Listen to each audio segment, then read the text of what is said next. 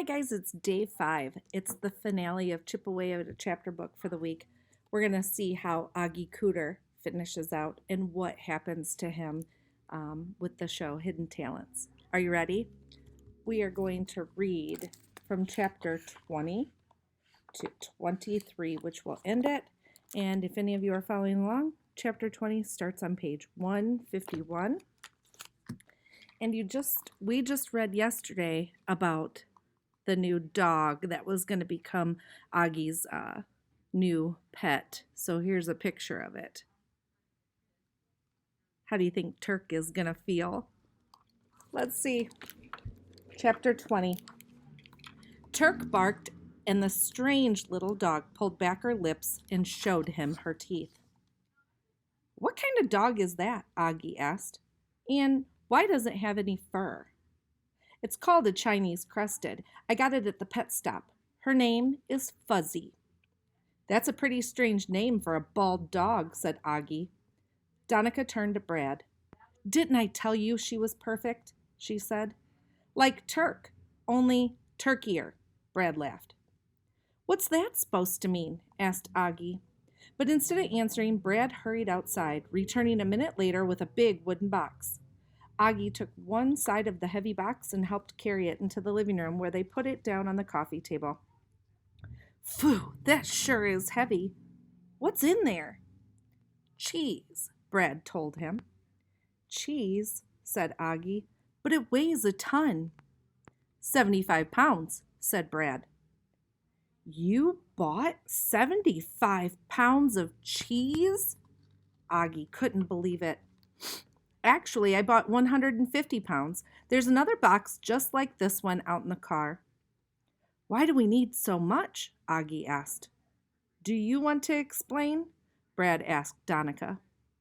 It's like cheese. Only cheesier, Donica said. Auggie groaned and flopped down on the couch. Can someone please tell me what's going on? He said. So Donica and Brad explained to Auggie the studio's concern about people burning out on Auggie fever. You don't want to be old news, do you? Donica said. But before Auggie could tell her that he wouldn't mind being old news if it meant he could take a break from all the speed charving she'd been making him do, the doorbell rang. That must be LaRue, said Brad. Who's LaRue? Asked Auggie. Brad opened the door and a tall woman in a gold jumpsuit and a turban breezed into the house. She was holding several large garment bags and a styrofoam head with a curly red wig on top. Which one is Auggie? She purred, looking around the room. Oh, let's go back. Which one is Oggie? She purred, looking around the room. Actually, it's Auggie, Auggie told her, with 2 G's, not 2 O's. LaRue is a costume designer I happen to know in the area, Brad explained. She's been kind enough to agree to help us with your new book. New look. New look, said Auggie. I thought you said I looked okay the way I was now. That was before. This is now, said Donica. Turk, who normally loved having company in the house, was lying under the coffee table, nervously looking up at Fuzzy, who was sitting on a throw pillow on the couch, licking himself. I must see this chooving thing before I pick the outfit, said LaRue. Do you mean charving? Said Auggie. LaRue pulled a tape measure out of the pocket of her jumpsuit and began to measure Auggie. Hush, Oogie, she said, pressing a long finger up to her lips. No worries. LaRue will find something yummy for you.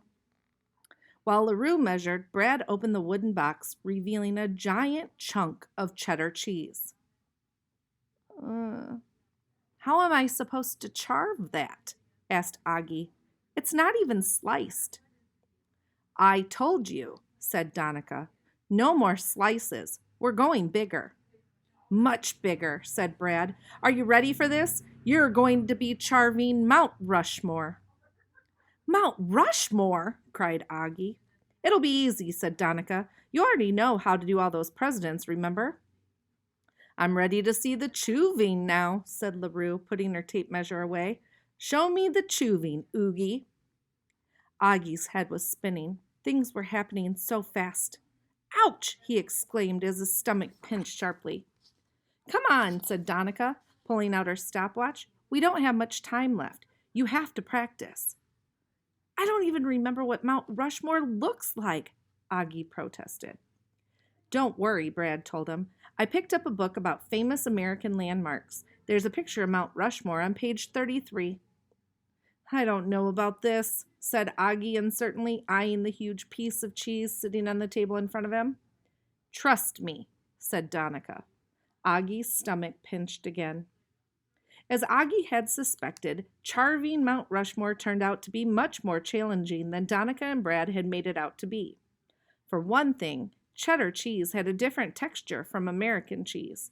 It was more apt to crumble, which was why Abraham Lincoln's nose and George Washington's eyebrows kept falling off. Turk enjoyed gobbling up the scraps of cheese as they fell on the floor, but Auggie was miserable. Stop! Shouted LaRue, who had been perched on the arm of the chair nearby, taking notes the whole time. I see yellow. Auggie immediately looked at the rug to see if Turk had an accident, but LaRue was talking about the clothes she wanted Auggie to wear. No more chewing now, Oogie. Time for LaRue to make you look yummy. Turk tried to join them as Auggie followed LaRue into the guest room, but LaRue pushed Turk away with her foot and closed the door in his face. I'm thinking knickers, LaRue said, unzipping one of her bags. Knickers? Said Auggie. Yummy yellow knickers, said LaRue. Auggie had no idea what she was talking about. Can I still wear my shoelaces? He asked. They're pretty yummy, don't you think? LaRue looked at Auggie's face and frowned. No, she said. No, no, no. What about striped pants? Asked Auggie. Or maybe a checkered shirt? I'd be comfortable in those. But Auggie's new look was not going to have stripes or checks. It was going to have yummy yellow knickers. As the final pieces of the Let's Make Oggie Oggier plan fell into place, Auggie's stomach pinched harder, and he wondered how much more he could take. Chapter 21.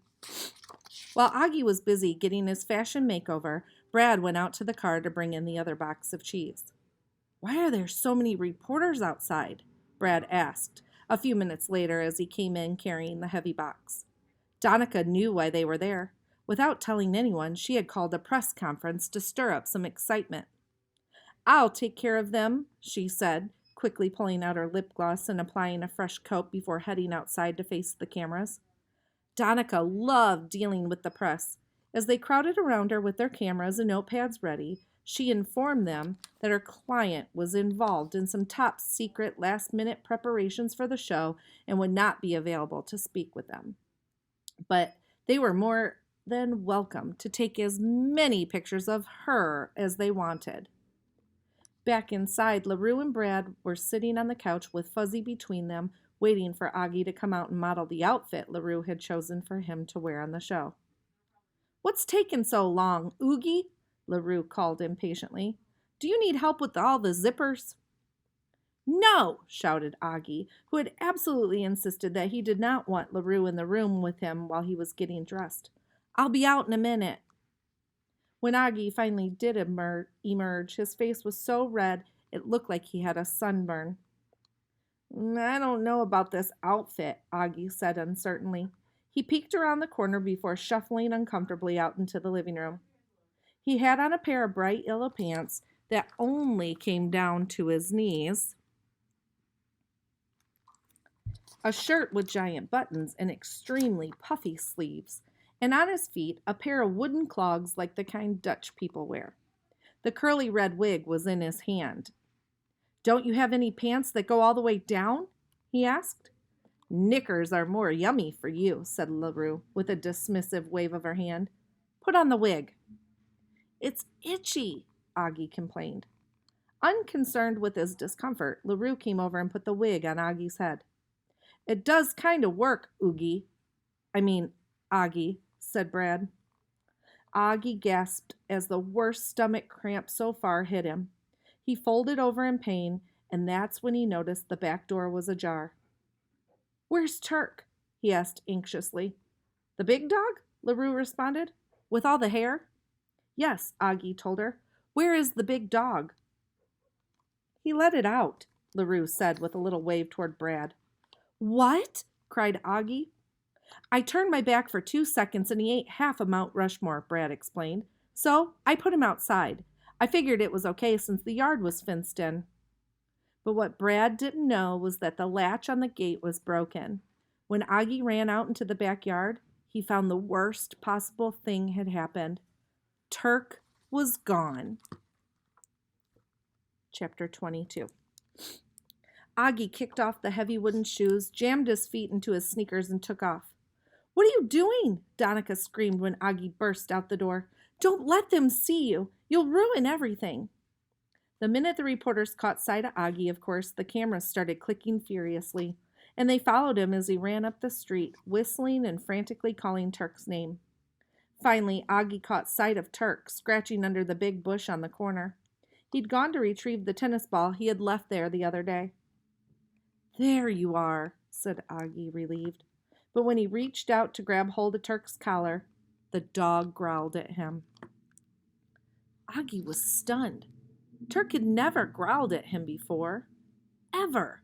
He only did that to strangers or people he didn't trust. What's the matter, Turkey? Cried Auggie in dismay. Don't you like me any more? Hot and sweaty from running, Auggie reached up to scratch his head and suddenly he understood. No wonder Turk had growled at him. He didn't recognize him. Okay, I get the message, boy, Auggie said. He yanked off the red wig and threw it onto the ground. Then he ripped off the ridiculous shirt, sending several of its big buttons flying. He would have taken off those silly yellow pants, too, except the photographers had caught up with him, and he didn't want them taking pictures of him in his underwear. Brad was there by now, and so was LaRue, with the hideous Fuzzy under her arm. Turk, no longer confused, was barking and jumping up on Auggie to lick his face, but the happy reunion between boy and dog did not last long. Do you have any idea what you've done? Donica shouted as she pushed her way through the crowd. I told you not to let them see you. You've ruined all our hard work. What's the matter with you? Don't you want to go to Hollywood? Don't you want to be the most famous fourth grader in the world? What is your problem, Oggie Cooder? Don't you want to win? Auggie felt a monster stomach cramp beginning to rise up inside of him. The crowd grew silent as they waited for him to respond. And in the quiet, Auggie finally found the answer to the question Donica had asked him so many times. No, Donica, he said, shaking his head. I don't want to win. You do. Donica's eyes were ablaze. That's right, she snarled through gritted teeth. And we made a deal, Oggie Cooder. I'm your manager, and I say that we are going to Hollywood together whether you like it or not. Now pick up your hair and get moving. Auggie didn't move. I said, pick up your hair, Donica commanded, pointing to the red wig lying on the sidewalk. Auggie took a deep breath. First of all, he said, that is not my hair. And second of all, I don't want to carve Mount Rushmore. And third of all, that bald rat over there is not my dog. And fourth of all, these are definitely not my pants. Auggie stopped to catch his breath. Are you finished? Snapped Donica. Not quite, Auggie told her. And that's when Mr. S.'s words came back to him. Not the ones about how important it was to be yourself. He'd figured that part out when his own dog hadn't been able to recognize him. It was the other thing he had said that Auggie felt was just right for this occasion. Fifth of all, he said to Donica, I've had enough of this Hollywood hoo-ha.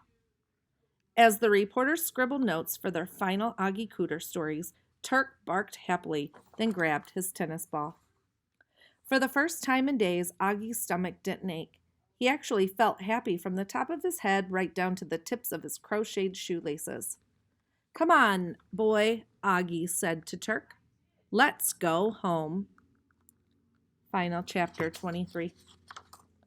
After saying goodbye to hidden talents, Oggie Cooder's life went back to normal, even if it was a different kind of normal than before. Everybody in town knew who he was now, but nobody wanted to write newspaper articles about him anymore. Sales of American cheese slices leveled off, and kids went back to wearing regular shoelaces. David Corbin and his buddies were shocked at first when they heard that Auggie had given up the chance to be on TV. But they decided it was pretty cool the way he stood up to Donica Perfecto, and Auggie was invited to become a regular player at their after-school basketball games. Dawn Perchie and Hannah Hummerman eventually forgave Donica for what she'd done. They went back to eat lunch together at the table by the window, although Dawn and Hannah absolutely refused to finish her words for her anymore. And as for Donica Perfecto, she held tight to her grudge against Oggie Cooder, vowing that someday she would get him back for ruining her plans to go to Hollywood. Especially when, in a rare showing of parental backbone, Mrs. Perfecto handed her daughter a spatula instead and insisted that she scrape the cheese off her ceiling. Auggie was as happy as a clam. The only thing he regretted about deciding not to go on Hidden Talents was that he had planned to give the $10,000 to his parents to pay for new pipes. The cost of the pipes became less of an issue, though, when a collector who'd read about the Cooder's store in one of the many newspaper articles written about Auggie stopped in and bought that old howdy-doody hat for a very large sum of money. Mr. S. gave Auggie an A on his story about Turk and the licorice. He also wrote some very nice things about Auggie on his report card, including this. Auggie's positive attitude and his good self-esteem make him an excellent role model for his classmates. Mrs. Cooder beamed proudly as she glued the report card into the family scrapbook. One Friday afternoon, Mr. S.'s fourth graders pushed their desks to the side of the room and got ready to square dance. The first dance was a lady's choice, and Amy Schneider chose Auggie to be her partner. "So are you coming over, Auggie?" she asked as they hooked elbows and began to swing each other around. "My mom said she would make us popcorn and root beer floats if we want." The final episode of Hidden Talents was going to be on that night, and since Amy knew that Auggie didn't have a TV at home, she had invited him to come over and watch it at her house. "What time did you say it starts?" asked Auggie. Amy was about to answer when Auggie tripped on one of his shoelaces and accidentally stepped on her foot. "Ouch!" cried Amy, but then she giggled and told him to be there at 8 o'clock. The girl who painted with pudding ended up winning the grand prize on Hidden Talents that night. As Auggie sat on Amy Schneider's couch, happily munching popcorn and watching the television audience go nuts, clapping and cheering, he couldn't contain himself either. "Prrrt, prrrt," went Auggie. Because even though it wasn't him up there on the Hollywood stage, Oggie Cooder finally knew what it felt like to be a winner, and he thought it was just about the best feeling in the world. The end. I sure hope you enjoyed this book. The mystery word that you need to email to summerreading@bradleylibrary.org is charving. See you soon.